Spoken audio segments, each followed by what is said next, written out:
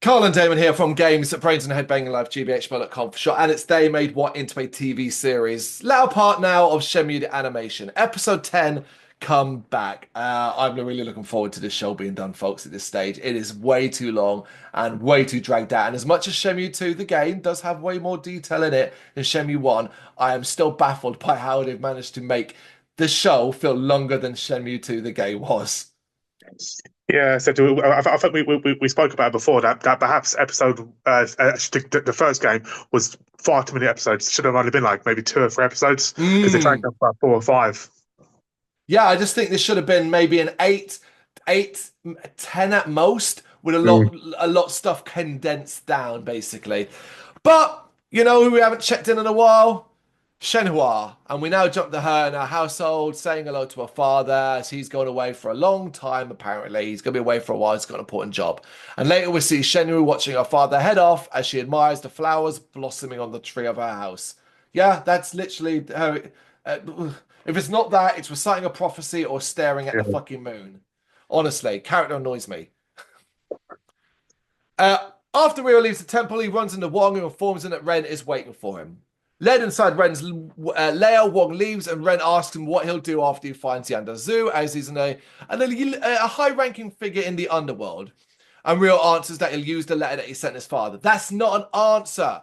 Okay, that's not really an answer. That's not what he meant. He didn't mean the literal, what are you going to do? He's more like, what are you going to do? You're going to attack him? You're going to do Yeah. this? What are you going to do? Not, I got a letter. Hi. Because what we goes, hang on, let me see that. I didn't write this. Yeah, yeah, yeah, yeah. That's not my handwriting. The moment Rio pulls it out, he drops a photo of his father and Yando in front of Ren, who summarizes that the men are basically that he knows them. The men are his father and his target interest. Furthermore, despite Rio's refusal to answer what he'll do, Ren is still interested in the score that the Phoenix Mirror has. Ren then leads Rio to an acquaintance of his named Yang, who once worked with Yanda.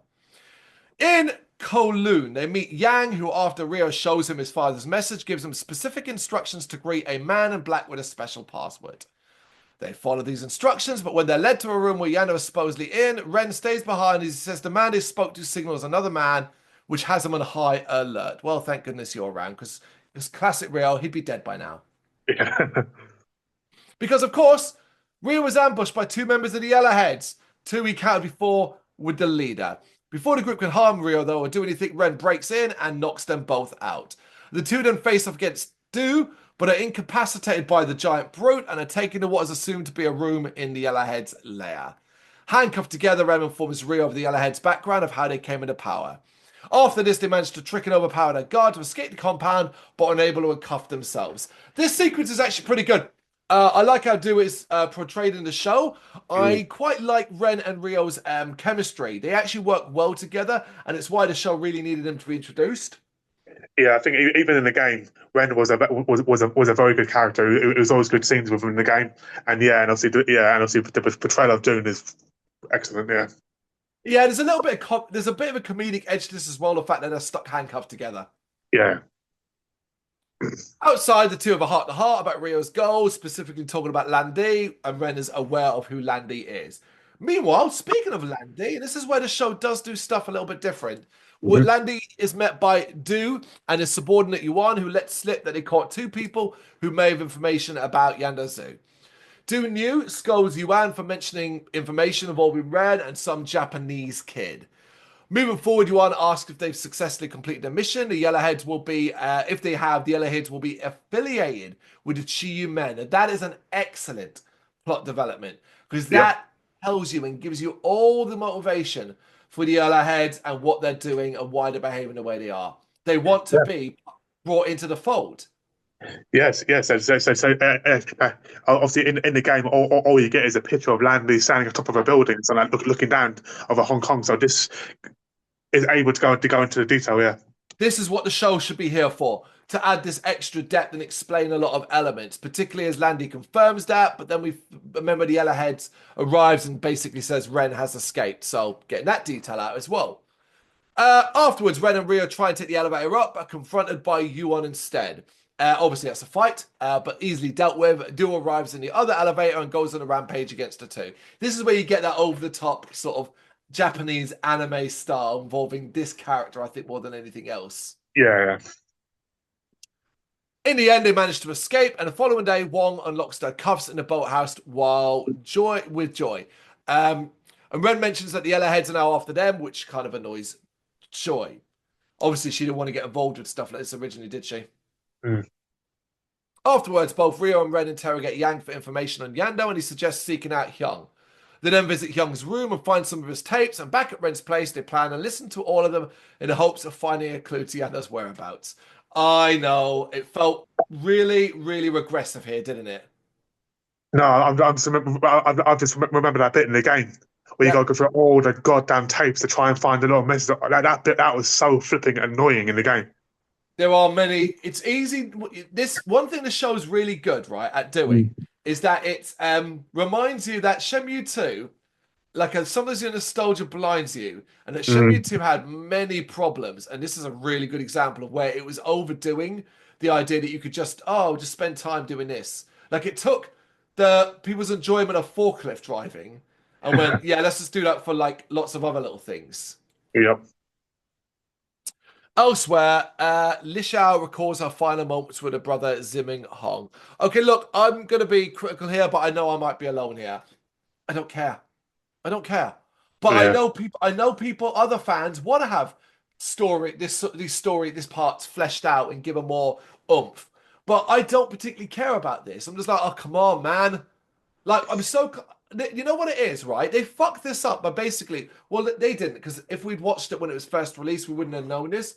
But I know there's nothing else coming to this. Hmm. So I'm never, there's like, from a show perspective, there is no ending. Just like the game. So do you know how hard it is to give a shit about extra depth of characters that I'll never see half this stuff resolved for? Yeah, that is true. Yeah, yeah. Anyway, eventually one of the tapes involves a conversation between Yan and Du, mentioning Yuanda's name, including the name of an acquaintance called Shu Qin Zhang, who they have in their captivity. Following a clue left in the tape, they visit a bird shop where they learn from the owner and proprietor that Yuan is a regular here. From there, they stake the place out until Yuan arrives and purchases some birdseed for his bird and tailors them back to his room. Thank goodness he comes to that specific place for his birdseed, eh? Yep. Both Ren and Rio then take out Yuan so they can rescue Shu Qin, but Dune was fast approaching. Using the bird's mimicking skills, Rio and Ren managed to lock Du in the closet and rescue Shu Qin. Yeah, it's a bit. Yep. At a safe location, Shu Qin explains that he's managed to get in contact with Yuandao and that he's currently living in the Ghost Hole building. Not wanting to waste any time, Ren suggests they leave, but before they go, Shu Qin gives them some keys, each representing one of the four Saint Beasts, and requests that Yuanda be kept safe. Infiltrating the building, they manage to finally find Yuanda, only to find that they had been tailed by both Yuan and Du. Ren escapes out of a window, but Rio stays behind and is overpowered out the window by Du and lands on the roof below. Du then tries to confront Rio, but is stopped by the sudden appearance of Li Xiao, and that's the end of that episode. Hmm. Oh my god, there's so much. You know what, man? I don't know. The game didn't feel like there was so many characters and so many threads compared to the way this does. This just feels like I'm constantly going, this character, this character, this character, that character, this character, this character. And don't get me wrong, I'm glad we've reached a point where there's a bit more action going on, and I didn't mind this episode overall. It felt like around the middle when we were like trying to find the information out of the tape and doing all of that, like we'd regressed. We'd gone backwards to like an earlier episode where they're just doing Yeah. that stuff again. And I'm like, no, keep the shit ramping up. But the game did exactly the same thing. So I guess I can't be critical of something when it's a game adaptation, right? Yeah. I guess. Yeah. I mean, considering there's what, like 4 episodes left. Yeah. That there's not really much left in the game, really. Because No. we're literally at the end of the game, and then we leave to go find Shenmue, and then that's the end of the game. So Yeah, that's right. So it's not. So I mean, you already know like it's gonna have more filler because there's 3 fucking episodes left. mm, I don't know. I enjoyed it a bit more than I did the previous one, but I am in that mindset now where I'm just kind of like, come on, man, don't drag this out too much more. Like, let's get to the big plot points and move on. You know? yeah. Show me the animation, episode 10, comeback. What are you feeling, folks? Are you feeling a bit tired of it like I am? You know what to do. Let us know in the comments. Thank you very much for watching. If you've enjoyed what you've seen, please consider hitting that like and subscribe button. It does help us out. You can find us at gbhbl.com and across all social media platforms. And if you really want to give us a bit of extra support, please consider buying us a cup of coffee over on our coffee page. Thank you.